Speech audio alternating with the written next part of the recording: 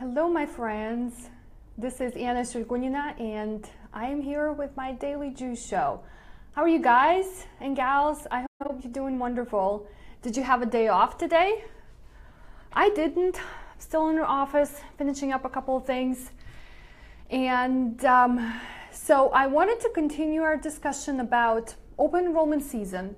That's the time of the year where if you work for a company, has a special time of the year where you can actually change different types of benefits that you are currently subscribed for. And so last week we discussed what that period was.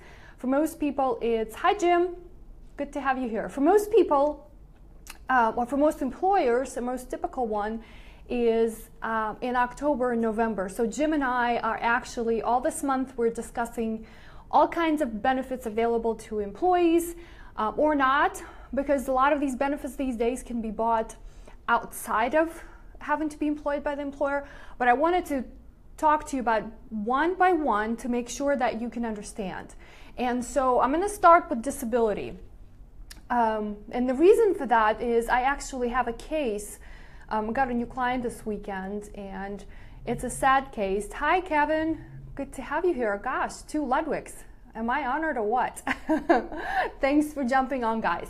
So it's not a very pleasant case in the sense that a client has a situation where they are going to be using a disability plan because he has a certain sickness, and so he already knows that he's going to be. Luckily, he signed up for the plan ahead of time, and so what I wanted to discuss with you is actually what a disability coverage is, and make sure that you have signed up for this coverage. I was working on another plan today, getting ready for tomorrow, and one of my clients actually opted out of having a disability plan. So I don't know what you guys all think about it, and maybe it's just misunderstanding, but let's discuss a case where pretend a very bad situation where you cannot work.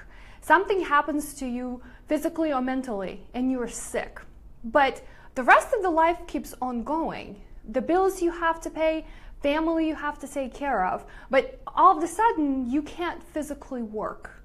So how do you replace your income when you cannot do that? And this is where the disability coverage comes in. Okay? Now, something to understand, that disability does not, the whole product, whether it's bought through the provided or bought through the employer, or you get it on your own, that does not replace 100% of your income. So at the end of the day, if we do everything right, we still already are at disadvantage, because the most you can get is probably 70% of your overall income. So that's number one. So number two, if you haven't signed up for that plan, then you're missing out on it completely. So for the very, very worst case scenarios, and those do come up, I want you to think about long-term, right? Maybe short-term disability. Hi, Kate. Thanks for jumping on. Maybe short-term disability is manageable because typically an employer plan covers up to 13 weeks. And for a lot of the clients that I work with, we focus on making sure that they have a healthy emergency fund, because that's where most of the times you'll be able to cover your expenses. If you have 3 to 6 months worth of living expenses saved up, and most people don't, so we start with that. I always advocate for that. I've talked to you about emergency fund a number of times, and I'm going to continue talking about it because it ties into the overall picture, okay? So if you can't work and you do not have a short-term disability coverage, and most typically it is not provided by the employer, but you could sign up for it. Let's say you don't and it's not provided. So perhaps you can work on setting up a healthy emergency fund. So 3 months would be at a minimum what I would like to see. And for some of you who have maybe lots of experience in your industry and you're qualified, and it may take you a long time to maybe find a job or recover from whatever that might be that caused the disability, then we need to think about longer term, which is 6 months, okay? But what I want to focus on are the cases where long-term disability comes into play, okay? Now, most typical employers' coverage is that it's after 13 weeks. So after the short-term disability, if you have those plans, is over, then, and you haven't recovered, hi Brianna, thanks for hopping on.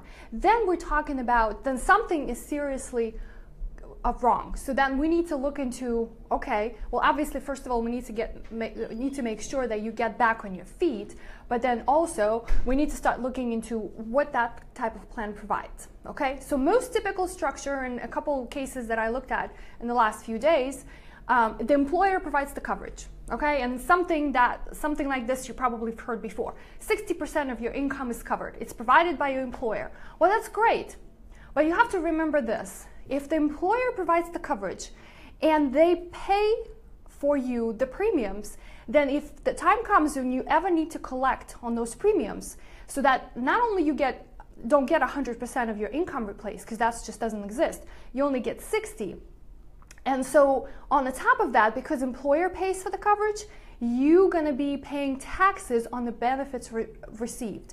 So probably at the end of the day, for most people, it will be something like 50% of your total income. So the question I have for you today is, can you survive on long term? And we're talking about more than 13 weeks. Can you survive on 50% of your income?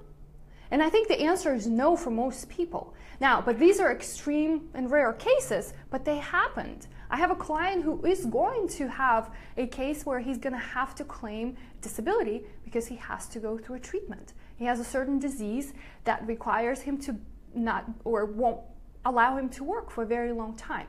So now, unfortunately, we cannot plan for knowing when we're going to get sick.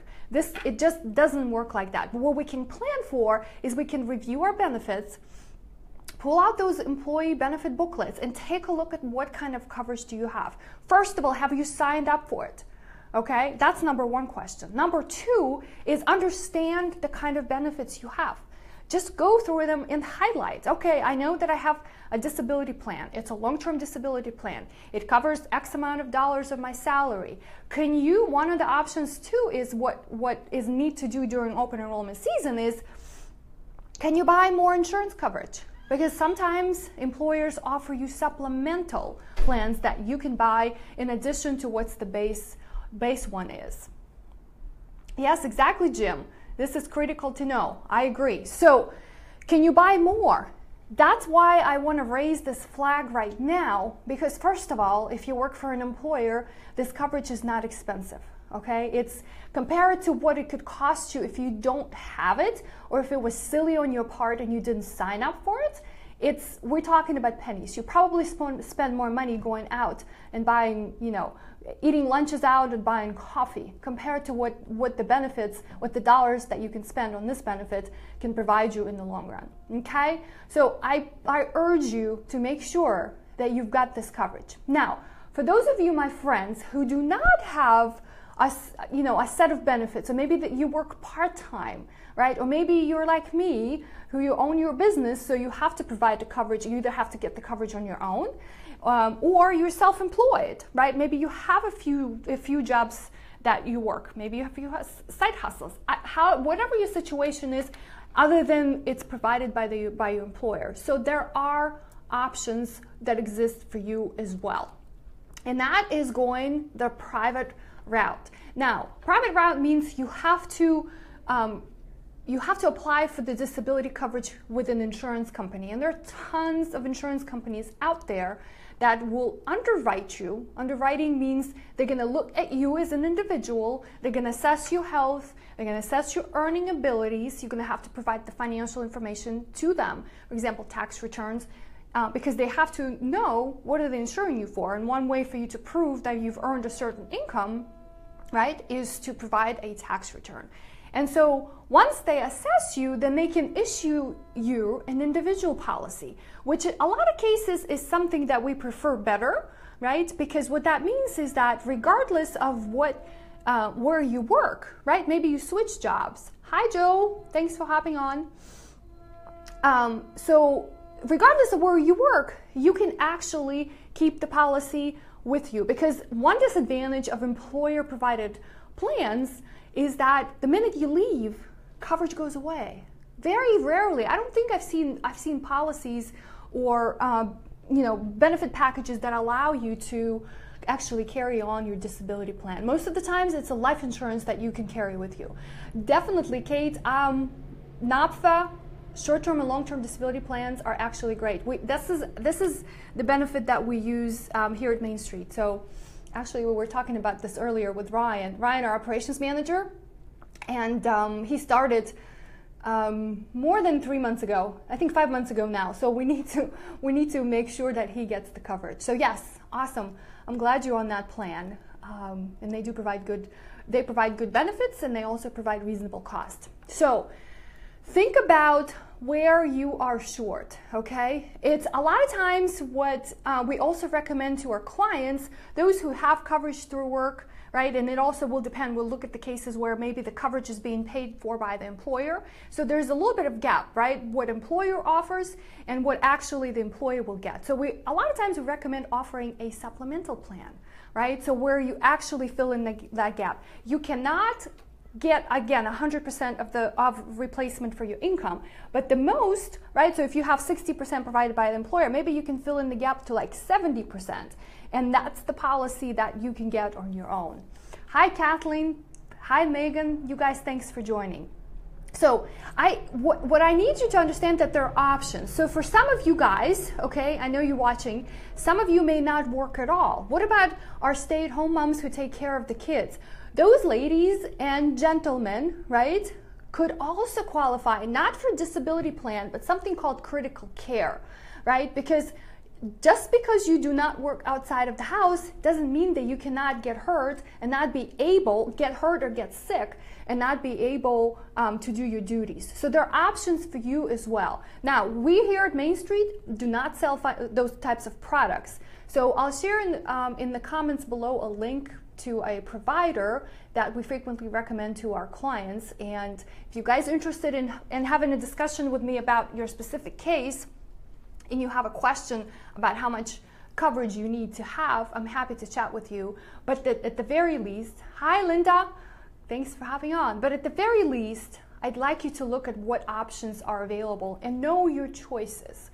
And again, this coverage is not expensive. So consider where you're spending your money versus making sure that the protection you have. Okay, so that's all I've got for you today. I don't want to make this topic to be a sad one. Hi, good to have you, Linda. But it is definitely something to consider, okay? So, and again, remember, this is my favorite quote about insurance.